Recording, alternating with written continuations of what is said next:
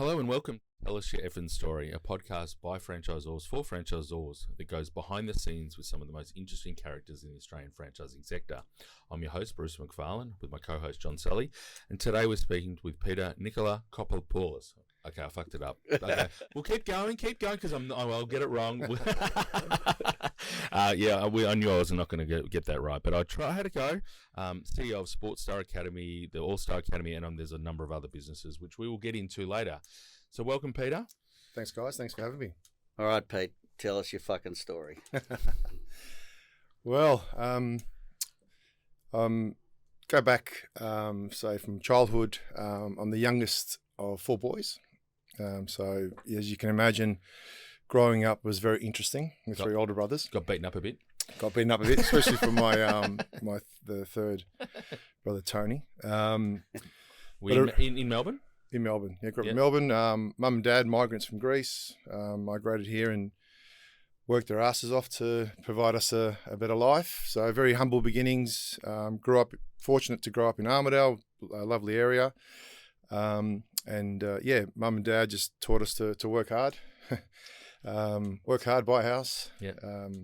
Go to school, things like that. So lovely upbringing. A lot of love, family, which is really something that I really believe in today as well with my own family. Got two little kids. They're growing now, 10 and 9, Mia and Nicholas, which is well. But growing up with the boys, or my brothers, vivid memories is all about me as the park. Growing up the local park where we had some massive cricket games, we would have AFL matches. The soccer was epic. It was Armidale versus Paran. People that lived in the area at the time were a lot of Greeks that lived in the area. So Ange Postacoglu was one guy, Stevie Tazios, who played for national team as well. So being the younger one, I was in a really good environment to develop, I believe, to play. But it was all about sport, the tennis club, local tennis club. And it was also all about, every spare minute was out there until Mum would start screaming embarrassingly, time to come home. You hear those stories, but it's honestly, that was me. Yeah. Just to interrupt, what did your mum and dad do? What was your mum a professional mum? No. So Mum was working various things. Dad was the main breadwinner. Mm-hmm. Back in the day, I think ended up being 36 or 38 years. He worked for Telecom, which then became Telstra. Yeah. He worked up to become a line supervisor. He had all these mates, his kubadi and all the different people within his life all got jobs there. It was one of those ones where you just, come on, John, come and work for me, come and work. Yeah. Dad was able to elevate in his position, which was good, but he stuck around there forever. I think to the time he retired as well. So he would have been, what, mid-30s when he came out here, or was he younger? Younger, so mid-20s. Right, and he was the oldest. Met your mum out here, or met Mum here? Yeah, okay, cool. Yeah. Right. So oldest of 5 siblings, and he had obviously responsibilities for his own family and helping them come over to the country. So I suppose when I look back, Dad's not with us anymore. Mm-hmm. Passed away some time ago. But my upbringing with my parents and my dad in particular, I was the youngest. He worked a lot, so the 3 older boys always complain about, Dad never took me to this and never did this with me. But with me, he was with me the whole time. So our football journey was, for me, cool. Amazing. So every training session, every game, very quiet man, not overly spoken, but he was a really good father and mentor for me with growing up with Who was the sporty one? Who was more sporty, Mum or Dad? I think either. Dad loved it, but they weren't sporty. Right. I think it's just got to do with their upbringing and what they didn't really have opportunities and chances to do that. But he loved it though. So our Sunday afternoon would be at Hallis. I started there as a 7-year-old playing for the team, and Dad took me there and became the ball boy. And my ambition was just to play for that first team, South Melbourne Hallis first team, which as time went on, I was able to fulfill that dream as well as a 19-year-old. Yeah, that's cool. Very, very good. I won't hog it this time. You got any questions that you wanted to crack out, or can I keep rabbiting? No. So Other tthan sport, back in the early days, so schooling wise, when you're in primary school, did you go to school or all about sport, or was it? No, school was obviously important. The way it was, the way you've been brought up as well. It was all about school really, but we just love sport.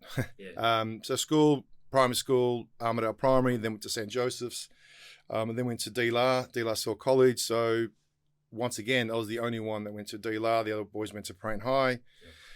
So I got a little bit more, I suppose, opportunities from that way. So schooling was important, but as I got older, I suppose the level of play and what I was doing, I really wanted to become a professional footballer. That was it. It was all about sport, Yeah. But my entrepreneurial flair, it's as a kid, was, I can think back to 12 years old. I had my first hand car wash.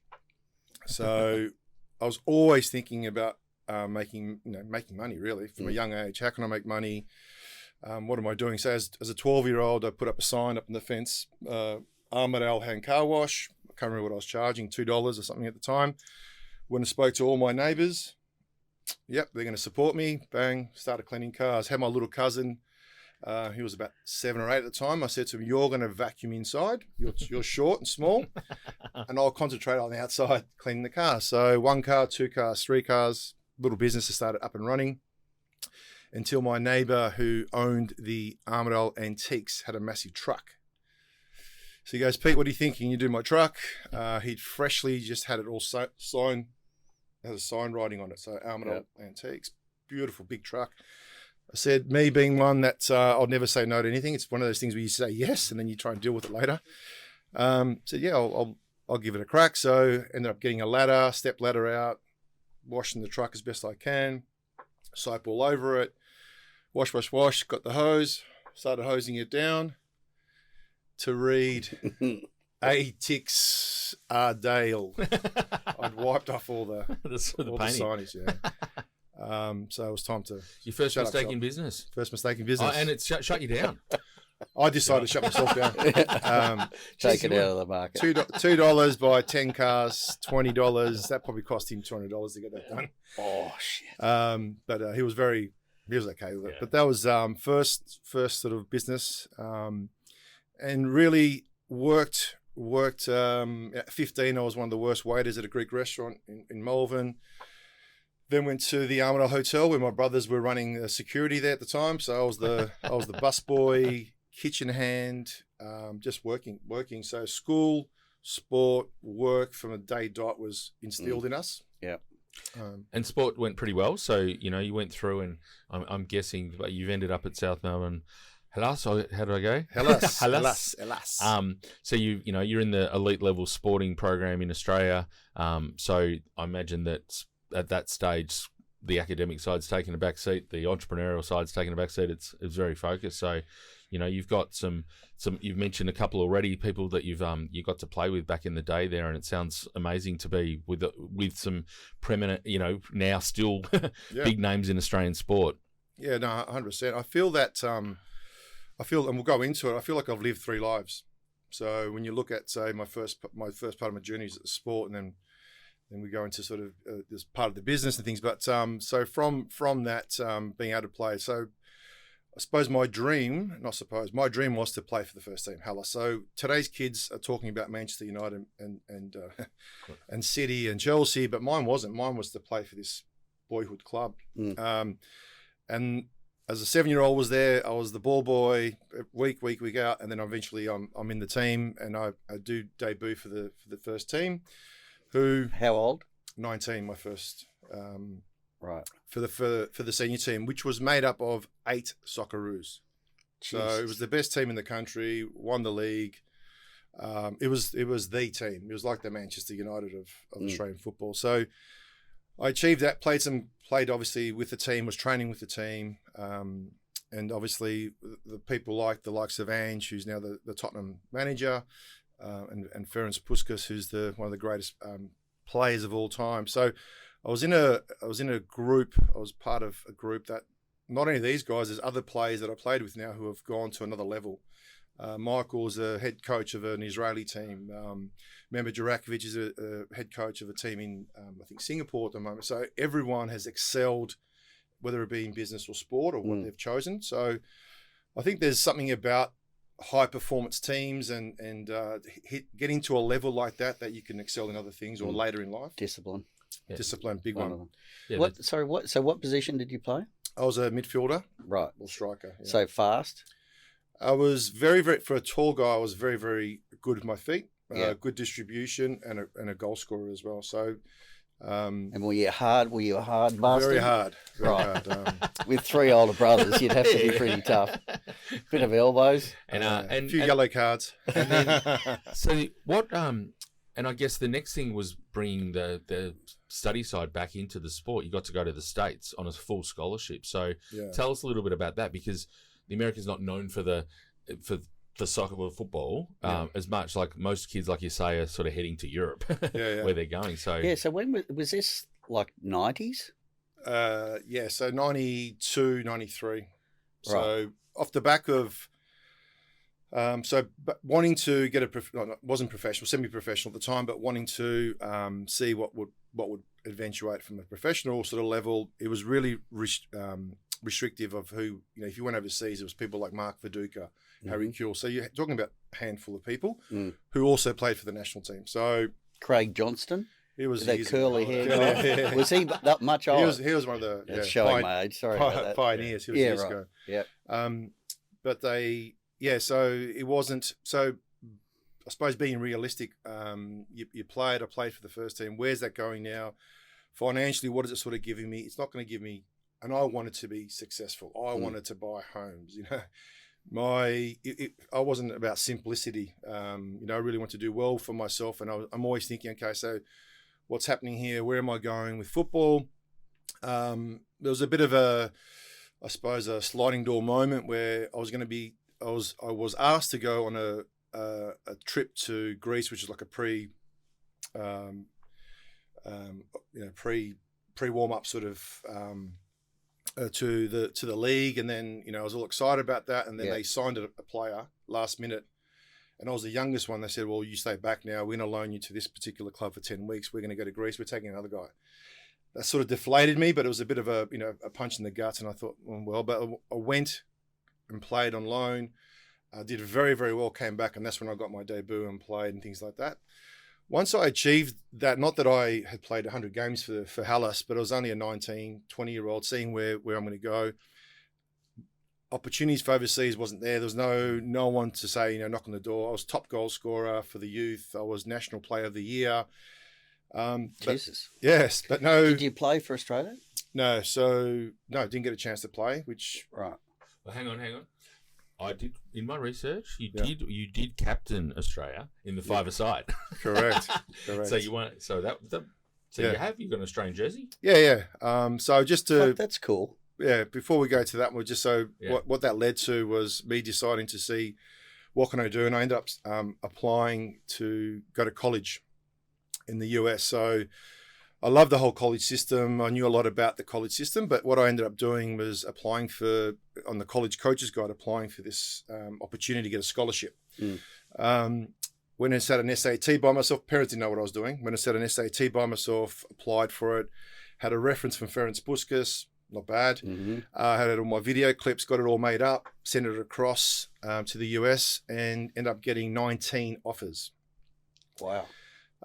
Part of my research was, where should I go? Not knowing the US, only a youngster haven't travelled overseas yet. I just looked up and I said, where is it hot, warm, and then where's the beach? So I'd applied to Hawaii, Los Angeles, Florida, and I ended up landing in South Carolina, Myrtle Beach. Yeah, beautiful spot. Beautiful spot. Got a full ride, all paid for, and as a 20-year-old, I ended up leaving South Melbourne. I didn't end up going to any other clubs. I just said, I'm going to go to the US, and got a full scholarship for a Division 1 team. Amazing experience. Everyone that talks about, whenever I start talking about the US and my college, I just get a massive grin and smile on my face, because can imagine it was spectacular on and off the field. Yeah. I had lots of fun, met a lot of people, and being a fit Aussie, worked really well in all aspects of life. Yeah. And we're skirting around it here, but I think he got a lot of action. That's great. But so, were you studying there? What did you have? Yeah, to study? so I did business management in the US. It's sort of you sort of specialize as time goes on. I was there for a couple of years, then ended up coming back. Wanted to live there, but came back for actually my brother's wedding, and then I was going to get back, and then things didn't happen. How'd your mum go with you taking off overseas? My mum said, "What are you doing? Where are you going?" Yeah, I can't imagine most Greek kids were saying, "I'm going to go and live in America." Yeah, that wouldn't have flown with the ones that I know. No. If you can see two households, a Greek household and an Aussie household saying, son. Mum, Dad, I've just got myself a full scholarship. It's like, what are you doing? Yeah. And the other one's like, let's have a dinner. Congratulations. Yeah. Mr. Sully, well done. You've exceeded. You've done well. Here's an award. Tell us all your stories. Champagne. Yeah. Your mum's like, no, you're not going. Can I ask you? So that's early 90s. Yep.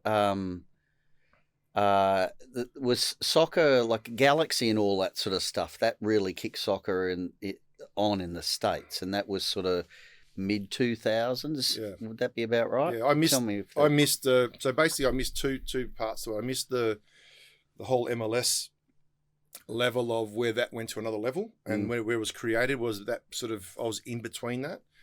And then when I returned, the National Soccer League was defunct as well. So there was like, and they started another league, but I was at that time I checked out. So couldn't do anything in the US because that whole MLS started, 2 years after me. And then when I came back, I ended up playing for in the Premier League, for the Victorian Premier League, for clubs like Oakley and Port Melbourne, which is the highest level here. But there was just no, $400 a game or something like that. Yeah, it was not going to pay the bills. So what?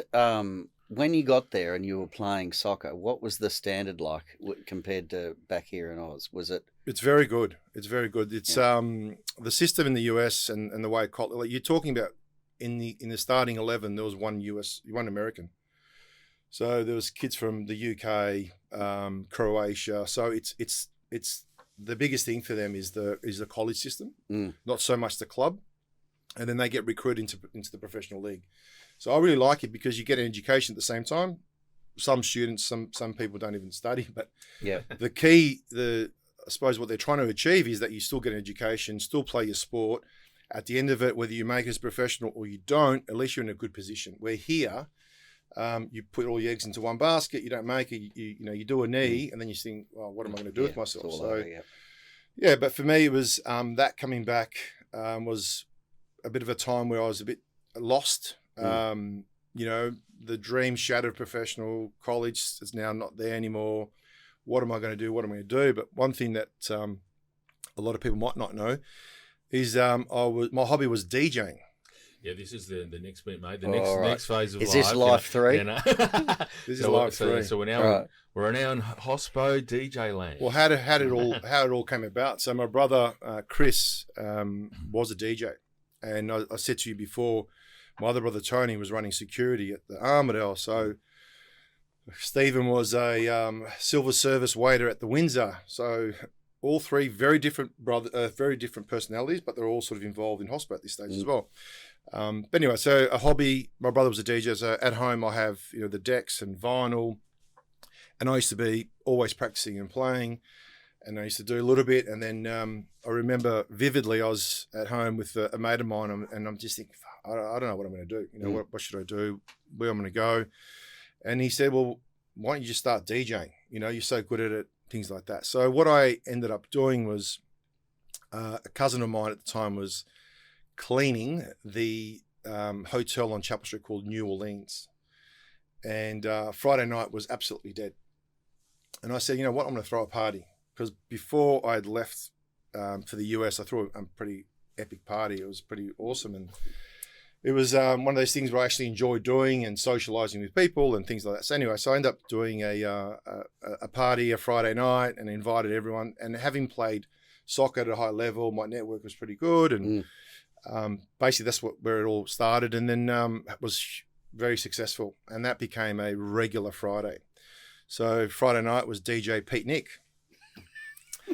So I'm still playing soccer, but now at a Club level. level. I've started my DJing, and then that just grew and blew out of the water. And before it was Friday night, then I had parties to do on Saturday night, and then I created Big Man Promotions, my first business. So the business was events, promotions, management within pubs, clubs, etc. And very successfully grew. If you can imagine a long weekend, the eve of a long weekend, I could go to the Metro nightclub. The only thing is, every place I worked at no longer exists. Shows my age. they're all apartment buildings or office buildings. Yeah. But the Metro was 2,500 capacity. Billboards was about 1,500. So these are all big major clubs at the time, and I would fill them up, and I would take the door money plus maybe bit of bar, and then get paid to DJ. So I'd be walking out there very, very happy. Yeah, right. What sort of music though was it? I played. I've always played the sort of. My main thing when it came to DJing is that you need to make sure that the girls are happy. Yeah. And if the dance floor is full with girls and they like what you're playing, then the men are all happy too, right? The boys are happy. So, but I like to mix it up. I was always very much would go back into the 70s retro, but play the sort of the dance. I was never one fixated about, this is the latest track, only play that. I like to mix it up and take people through a journey. Yeah, cool. So take them back and things like that. So I'm similar age, so I was probably on the dance floor. Yeah.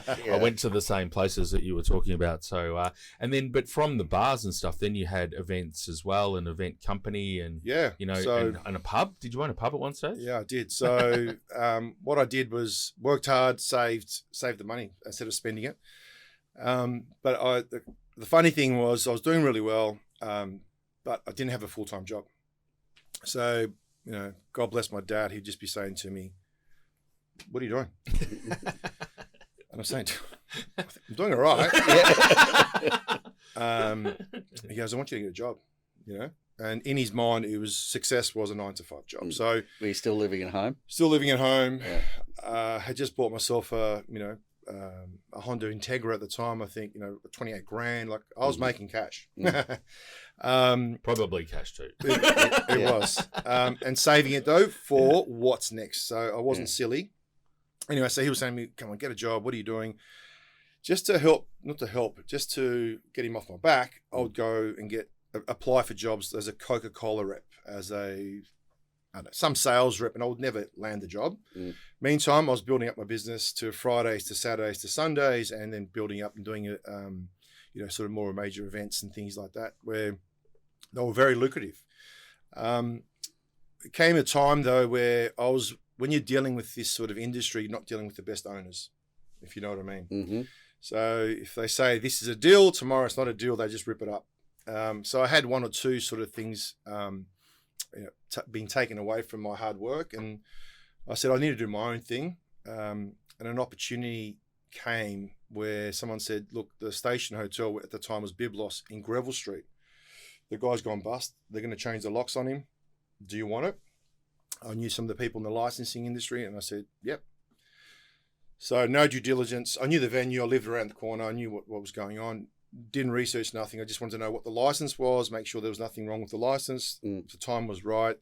He was going to get locked out, and I just did a deal with him. I was 25, 26 years old. So I'd worked hard, saved for this moment, and this moment came, the opportunity came, and I just pounced on it. And I think it's 25, 26, I owned a pub. A pub in Greville Street, Paran. How'd your dad go with the not the 9-to-5 job at this point? You're owning a pub. At this time, he could sort of see that I'm serious and done to me. But all the other three were around that industry anyhow, weren't they? So they sort of moved on, and they were, and they sort of moved on to other things. But they all had been part of and knew the industry well. But that was obviously a massive commitment, because obviously then you go into a long-term lease. Things like that. But I was so confident in what I was doing for everyone else, I now have to do for myself.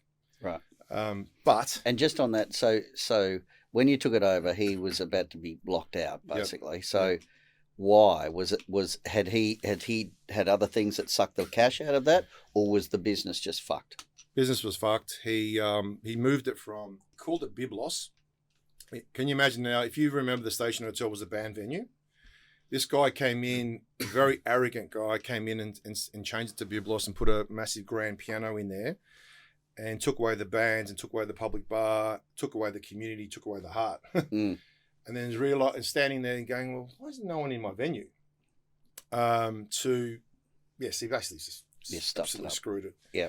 Didn't understand the market really. His vision where he wanted to go wasn't what the customers wanted. And I just went in there and did the deal. It was very quick. It wasn't, like I said, I didn't go into thorough due diligence of it, but I took a massive gamble and it paid off. And before I knew it though, I wasn't only DJing, I wasn't only promoting, I was then the barman.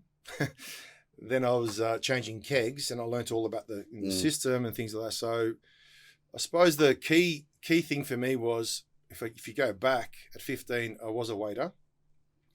At 16, I was the dish pig, whatever you want to call it, bus boy. So I really started from the ground up. And as I progressed through, looked at where what you can do. So when it came to the pub, I was sort of grounded without any formal training in hospitality. I had spent a bit of time in it. And that was the beginning of my journey then. So owning a pub, being a publican, I created the Station Hotel, brought that back. That was my big marketing campaign. The station is back. And opened the public bar and brought bands back and brought DJs back. And did you come up with that, or did you have a mentor or anyone? No, at that point? Myself. Right.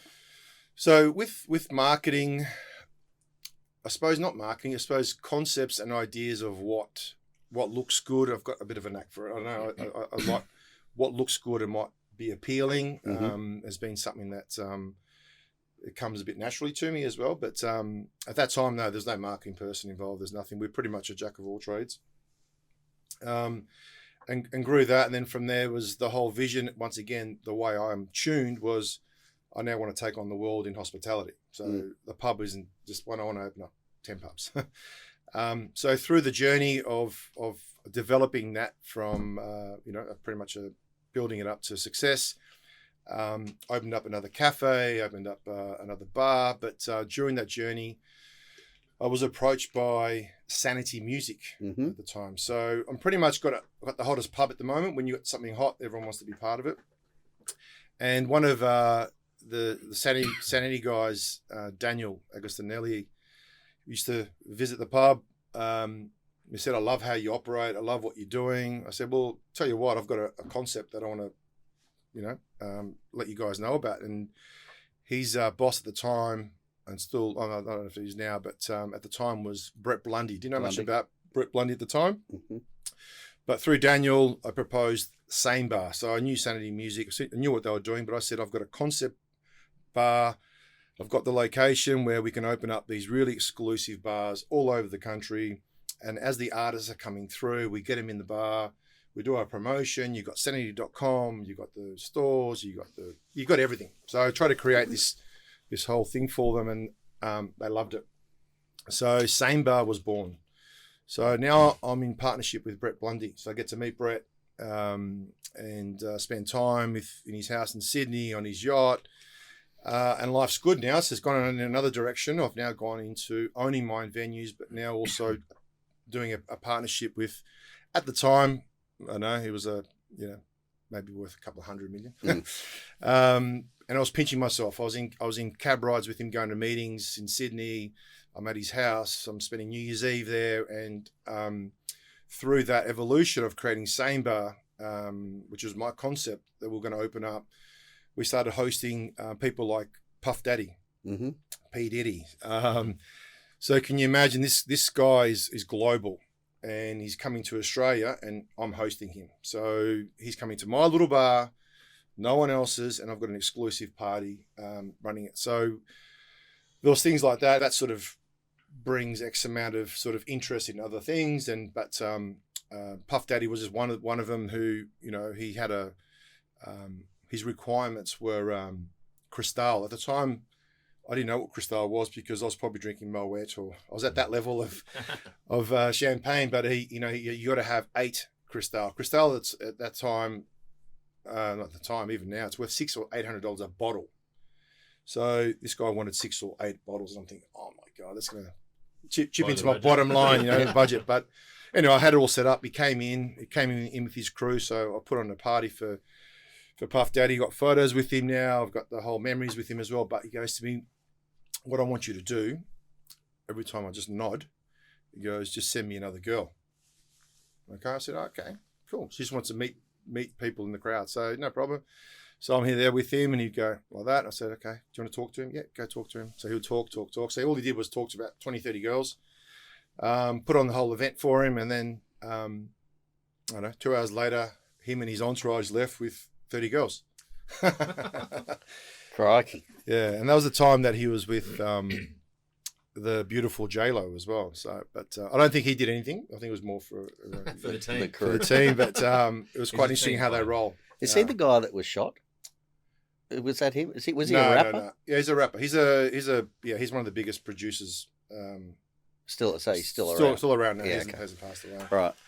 But so Station Pub, how long did that take to turn that around, get that heaving? Yeah, that took about 4 or 5 years. Okay. Yeah, so it's hard slog. Hard Some slog, overnight stuff. 80 hours, 90 hours a week. It impacted at that time when I was still trying to play, and I just said I called it quits at about 27, 28. Mm-hmm. It was more of a decision, knowing that I wanted to go into the hospitality, and it was a hard slog.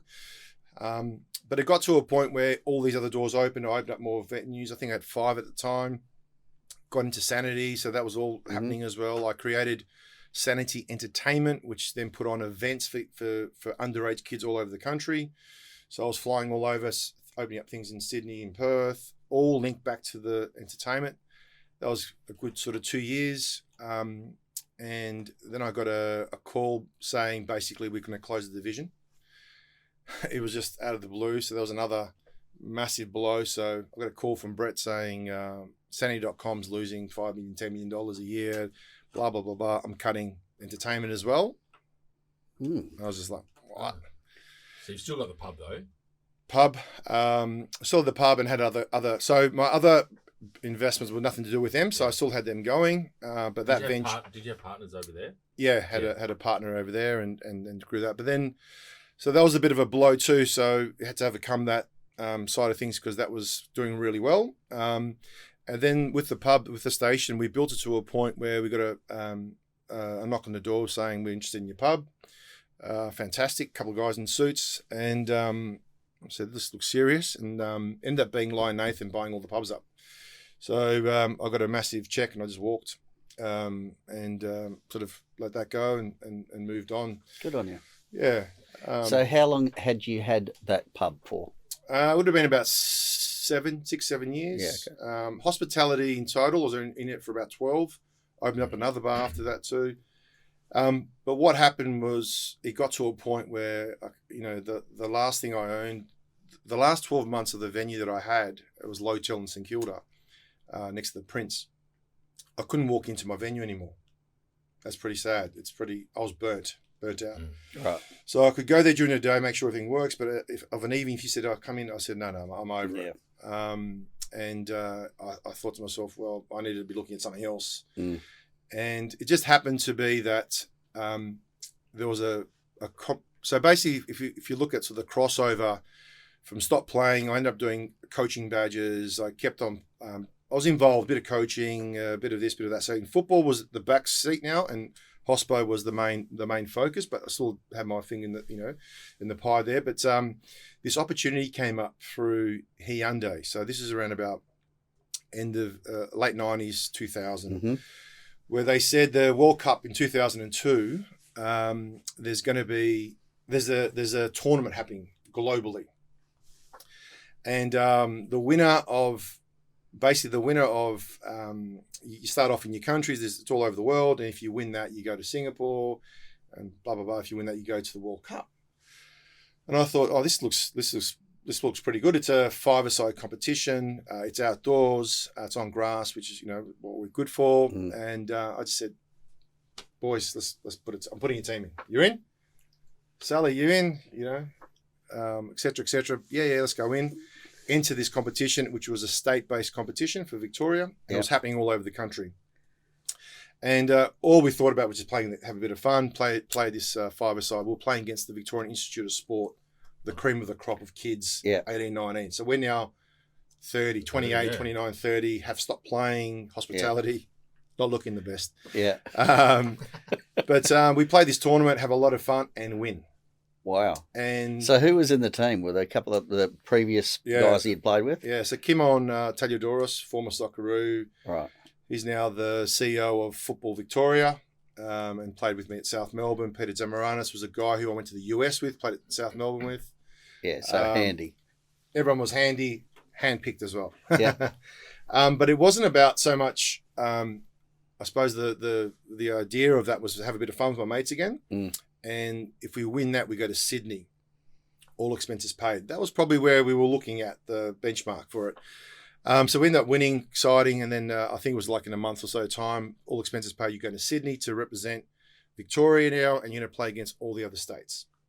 So we ended up going to Sydney, very excited, but as you can imagine, we're not thinking about becoming professional anymore. We've grown up a little bit more, so we go straight to Sydney, straight to the pub. And it's a Saturday, a Thursday afternoon, the sun's shining in Sydney, and we're just having a few drinks, enjoying ourselves. And we forgot that the next day we're playing the tournament, and the bus is picking us up at 6 p.m. So at some stage, 10 or so drinks later, someone goes, shit, we've got the bus. And we bolted to get somewhere. We were late for the bus. No one was very happy with us. Anyway, we jump on the bus, get to the area in Sydney where all the teams are there. Everyone's very professional and serious. We ended up playing the tournament the next day and won. Wow. So we beat teams like the Futsal Roos. We beat teams like, National League players. It was current players, not older ones. Yeah. And if you can imagine, that was just a celebration. They were in Sydney. We just won that. It was fantastic, over the moon. And the exciting thing once again then was we're now going to get an all expenses trip to Singapore. And that was going to be in another 3 or 4 months. At this stage, we've got our old coach in, Sam Meyer. We are now training. You've got to get fit We've got to get fit. We've got to get sharp. We've got to get fit. We're going to Singapore. Let's give it a good crack. So it was sort of a fun joke, and now we're going, okay, let's get a little bit. We're getting serious on this one. So we train for it. We go to Singapore, and to win that, if you win that, then you get to go to Korea. So we go to Singapore. And we play in that tournament and we win. Jesus. So we are now representing Southeast of Asia in this World Championship that in Korea in 2002. So it was all over a period of about 1.5 years, 2 years that this whole tournament ran all over the world. We're now going, we're representing Australia. We've now got sponsorship from Adidas. We've now gone to another level. Training, media, it's in the local papers and on TV and things like that. So it's a big build up. And now we're going to Korea World Championships. There's teams like Portugal and the US and Russia, and there was about 11 teams that had made it through. And we played in that championship. I was the captain of that particular team, and we went all the way through and won. So we were undefeated the whole way through. So when we drew, we went into penalties and we won a penalty shootout in the final against the US. But we had gone the whole tournament through. So that was Mate, that's gold great. Medal. So gold medals.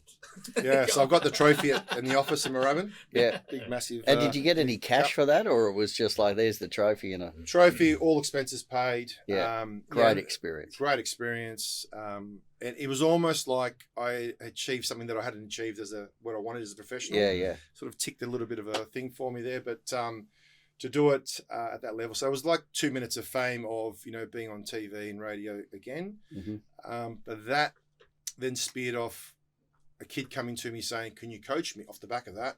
Can you coach me with my game? And I said, yeah, no problem. Still finishing hospo, not really wanting to do it, but still got it. And I started coaching one kid. And I got so much satisfaction out of developing this kid that wasn't the greatest player. He wasn't playing high level, but he came to me with wanting some support. And within 10 weeks, I had improved his game so much that he's now starting. He's no longer on the bench. He's set him up in the right direction. And that sort of speared one kid, coaching one kid, 2, 3, 4.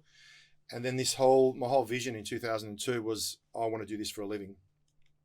And that's where the whole transition part of it started. And I wanted to then get out of hospo, and I built this business up one by one, 2, 3, 4 kids, and grew up.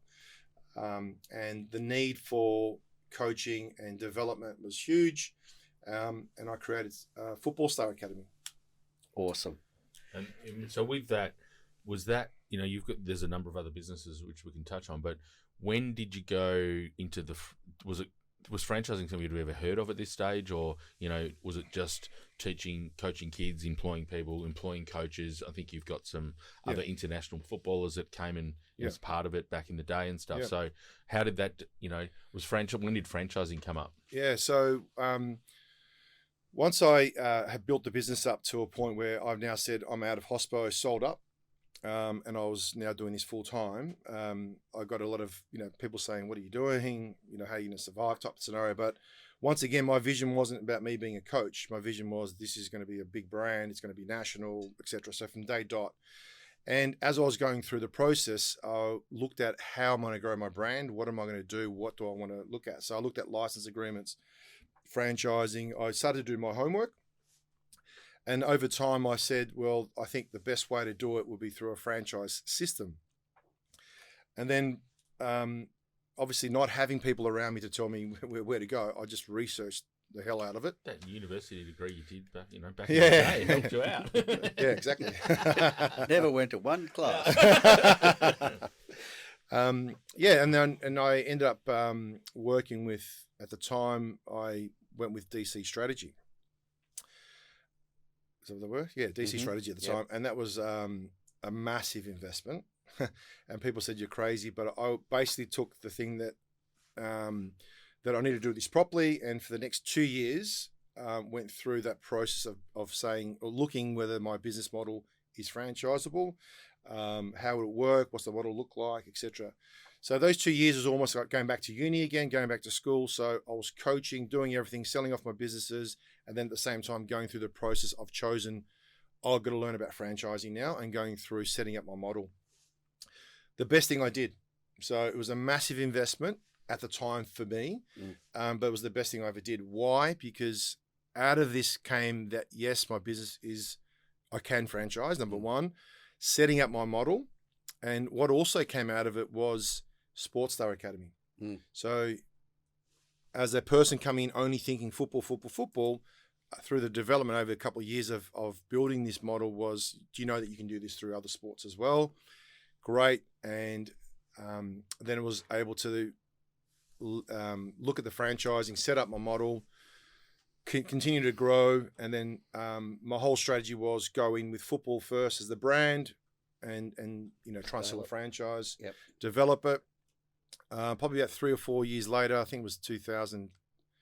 What was it? It was about 4 or 5 years after going through the process. I sold my first franchise, which was tough in the sense of I'm selling a franchise coaching soccer, like it was unheard of scenario, and a lot of doubters and a lot of people saying, who do you think you are type scenario.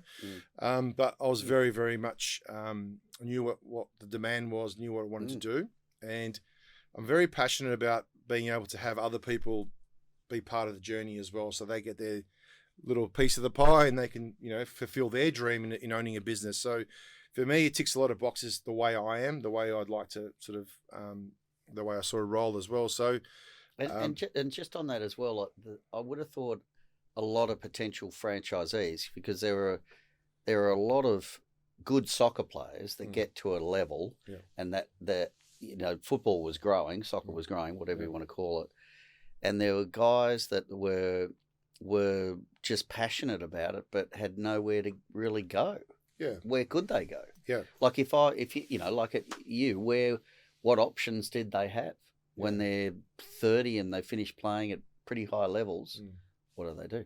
Yeah, nothing.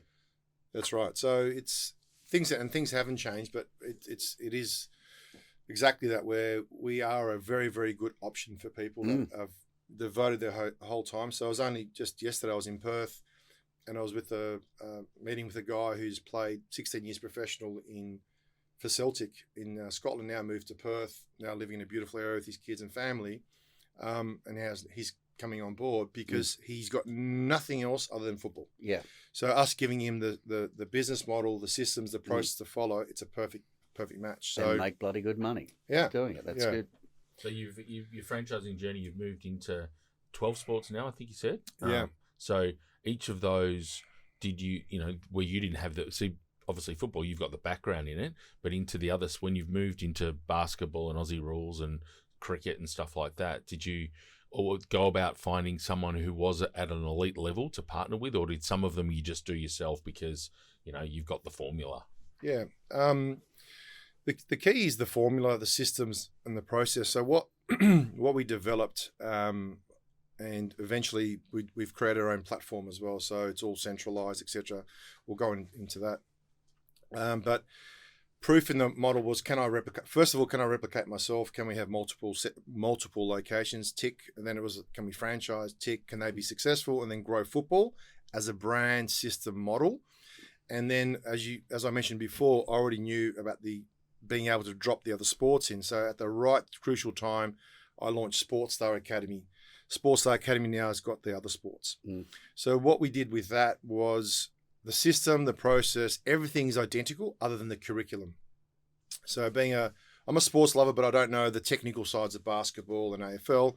I then got professional players to come on board, which were either coming on board as franchisees, they'll come on board as ambassadors, they'll come on board as paid to do the curriculum, but I then set up the curriculum for all the sports under the same model as football.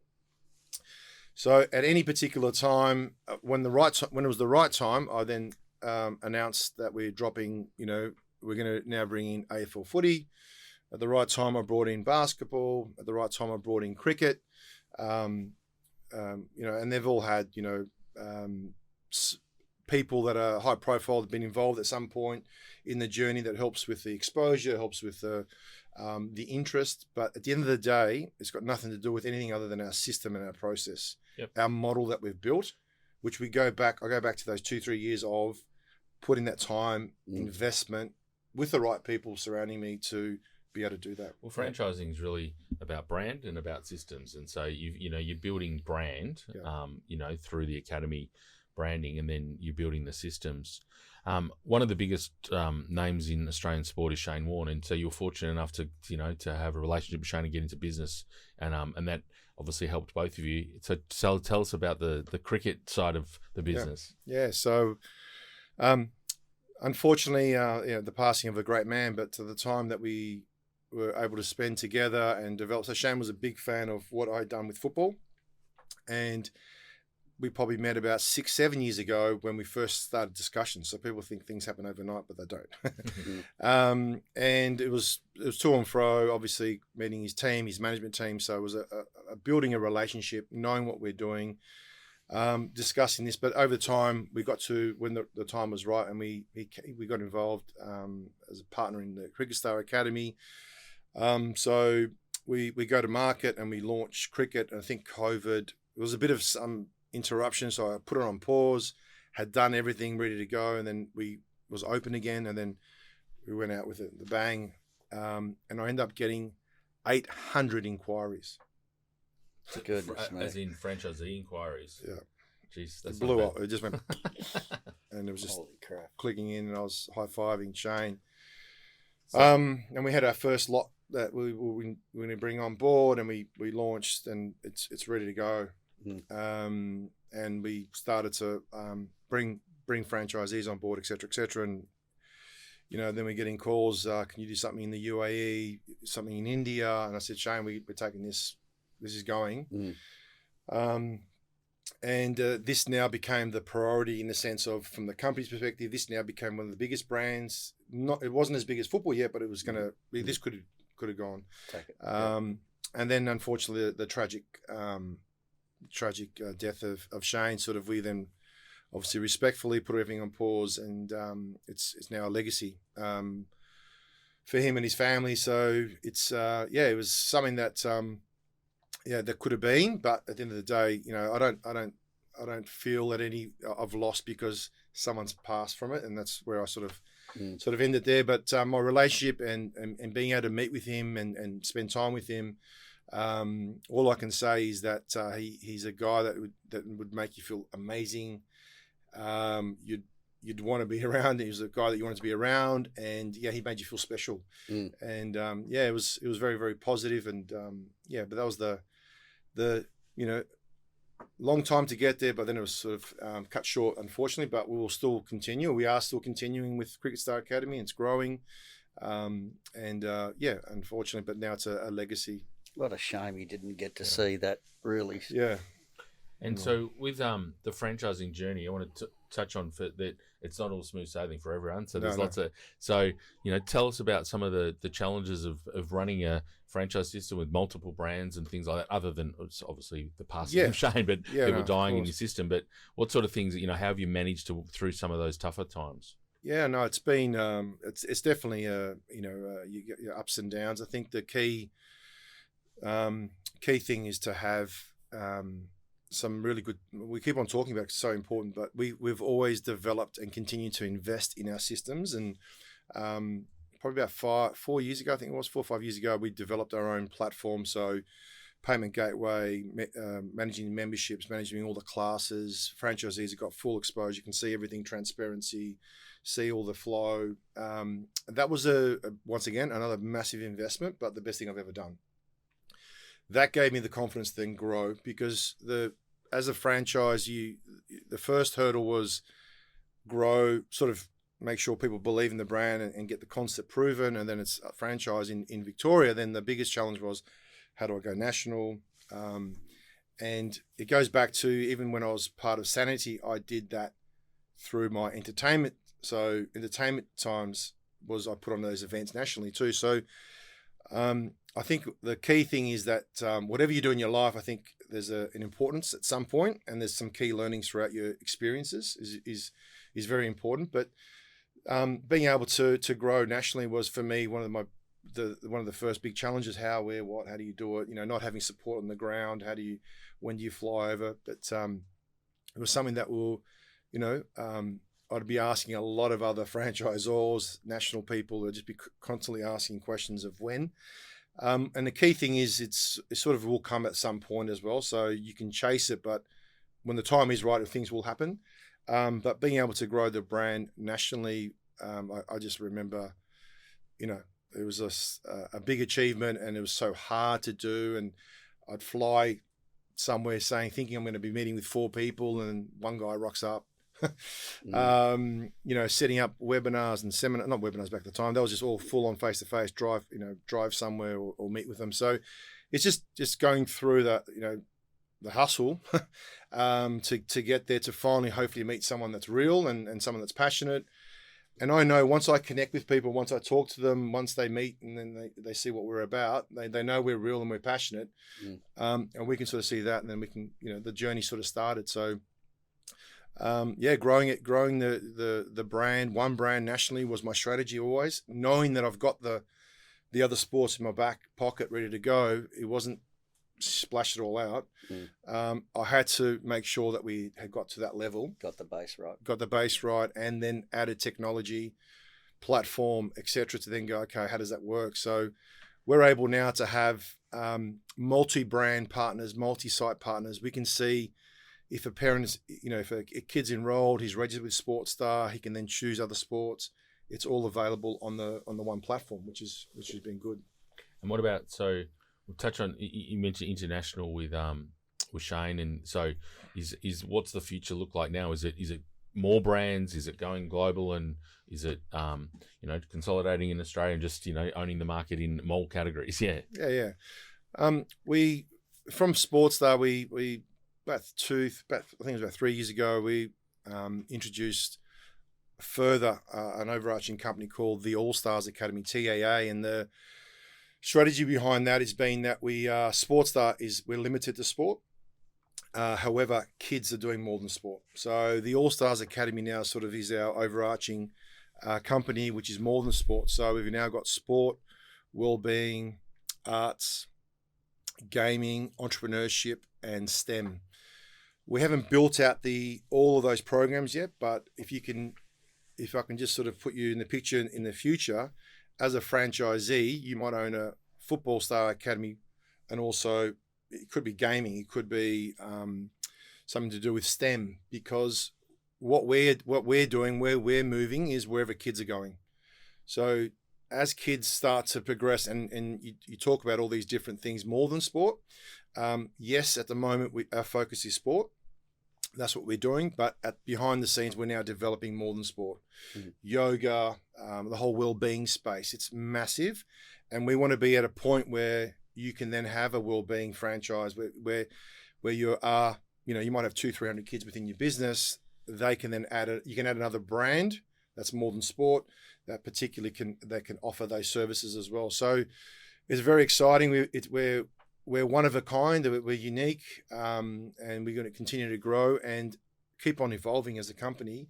Makes it exciting for anyone that joins us as well, but also makes it exciting for us to keep moving. Good on you, mate.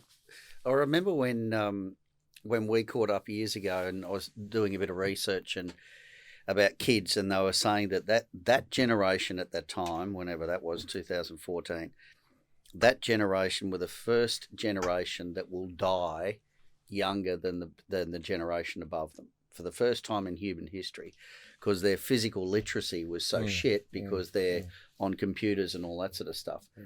Do you think particularly with what you're doing, you're seeing more and more kids getting back to sport and physical literacy? Yeah, it's a yes, but it's a slow process. As kids are today, their first point of call is just going to be a laptop or a phone, where we would say, let's go out and play. Yep. So things that what we talk about, the three problems that we solve as a business is that we're getting kids active, and that is the key. So getting kids active by being able to provide the programs where, it's at schools, it's before school, lunchtime, after school. So it's making it really easy for the child to be part of, making it fun for them. But I've got young kids myself. If you're not giving them these programs, they're not going in the backyard. So it's becoming, as time goes on, it's become even more important to have this structure about it. People talk about structure, no structure. I just think get them active, so whatever it takes. Yep, exactly right. There is, like you said, the statistics of where kids are, and then they're not playing the sport, and they're not, the physical literacy, how bad it is. I think we've got Australia got a D- in the world. That's unheard of, right? Yeah. So I'm talking about throwing and catching, running backwards. Kids will just fall over. The basics of basics. So it's that just gives me even more, I suppose, energy to keep growing and keep growing on what we do to have a positive impact on the future, because I'm a strong believer of grassroots kids, because that is the future. And if you get that right, and you can influence them a little bit and point them in the right direction, get them healthy, get them active, get them loving even one sport or two, whatever, as they progress and get older, I think the community is going to be a better place as well. 100%. But that's awesome. We're going to finish up in a sec, so we're going to a couple of tips, but before we finish, so firstly, tips for an entrepreneur. You're an entrepreneur pretty young. Yeah. You've obviously done very well, but also, you make some mistakes along the way. So tips for an entrepreneur, and then similarly tips to a franchisor. Yeah, tips to an entrepreneur. I think the key is to be well, I suppose, planning. When I look at the key moments is that I invested and planned well for where I want to go. And in part of that planning, I think the important thing is big picture. So not going in with, as I started with a brand, football, it wasn't about the football brand. It was about the bigger picture. So I already knew where I was heading, but I had to build it to get to that point. So I think thinking big and then building your business that way. Yep. So from the top down, as people say, and keep planning It's interesting you say planning, because at different times you've taken a pretty big leap of faith pretty quickly. At other times, so you've bought the pub, like an opportunity comes up, you buy the pub. It's been a really good moment in your business career and your development. So I think you've got a really good balance there between the planning side and the risk taking, because you're entrepreneur. I'm a risk taker. You're a risk taker. You've been able to balance taking risks with either planning around it to make sure that it's risks with a bit of safety, at different times. So Calculated risks. Yeah, which is great. And then the franchising journey. So if you're, this is a franchising podcast, so we're going to have franchisors listening there. So, if anything for the franchisors in the Australian community. Yeah. Look, I think it's something that you, as a franchisor, it's obviously you've done something, you believe in it, you're passionate about it. I think it's, it's a long journey. I think it's, you got to enjoy it, but at the same time, it's a rocky road as well. When you get the issues and things that come up, I just think that you need to learn from those issues and try not to have them come back again. There's always things going to happen. And I think trying to achieve your goal and don't let anyone or anything stop you from doing what you want to do. I think technology is a big part of where you are. So not everyone can afford, or not everyone probably is able to or not. But if they are able to, I think they should invest in a tech platform that they could help assist their businesses as well, depending on what it is. I think that's been a major part for us in what we do. It's all about the systems, isn't it? So we get to make sure that you've got the right systems and then make it easy for people to use it. And I think one of the things you said earlier about, helping people, whether it be former sports people or other people, to get into the business and to be successful, as well as giving them the tools to be able to be successful. And I think that's been a great thing you've been able to achieve as well. It's definitely enjoyable. And I think where do you want to take it as well? Like for me, it's now to a point where, international side of things as well. We've had our first master franchise for the UAE, so for AllStars Academy.